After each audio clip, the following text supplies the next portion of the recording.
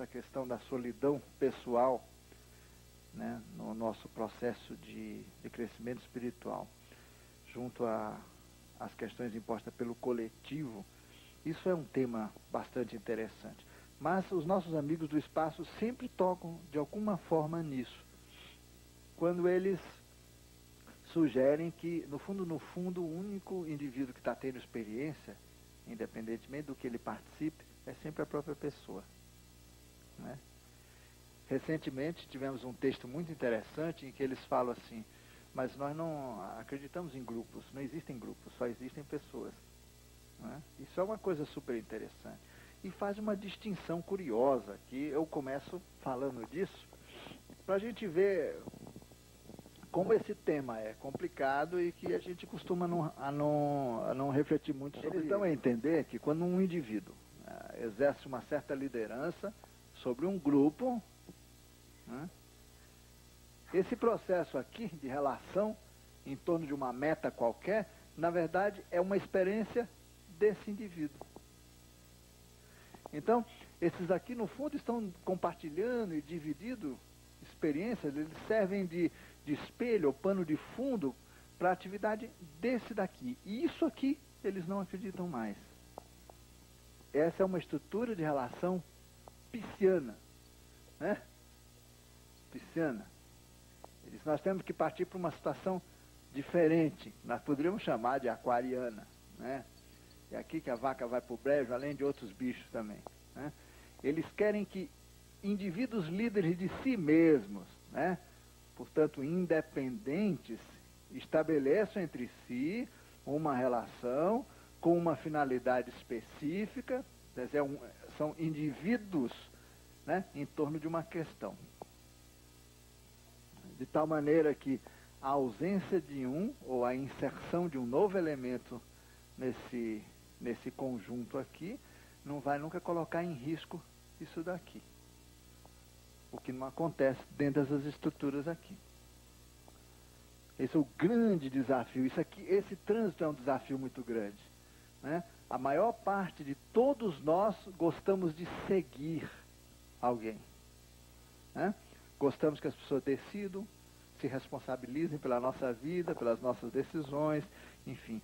E é isso justamente sobre o qual eles têm, eles têm questionado muito essa estrutura de coisa, né? E dizem que, na verdade, a fundamentação, a maneira como se organizam igrejas, partidos políticos, enfim, toda estrutura de liderança no mundo hoje, ela é assim. Então, qual é a ideia? Ela esvazia indivíduos, torna esses indivíduos completamente sem relação consigo mesmo, para facilitar a dominação. Se essa dominação aqui é, entre aspas, para o bem, você tem um mal menor. Mas assim mesmo é uma coisa que prejudica profundamente esses indivíduos, na medida em que eles estão parados, acreditando pertencer a um grupo, né? Isso aqui é o medo que constitui o cimento de organização. Dependência, né? E você pode levar isso aqui até no plano das relações matrimoniais. Às vezes você tem um indivíduo, né, e o companheiro. Na verdade, essa relação às vezes pode se estabelecer de uma maneira tão doentia que um deles simplesmente não existe na relação, né? E essa estrutura se acomoda e fica sempre um indivíduo a, de alguma forma, determinar o rumo das coisas, o destino dos dois, quando na verdade são duas pessoas. E está havendo muito rompimento nesse tipo de estrutura justamente porque começa a acontecer dois indivíduos, ou individualidades, estabelecendo entre si uma relação consciente. Isso aqui é o casal do futuro, né? Isso está desaparecendo, embora tivesse sido muito comum, ainda é comum de uma certa forma. Agora essa é a nova proposta, e isso aqui é complicado, né? As pessoas adoram religião.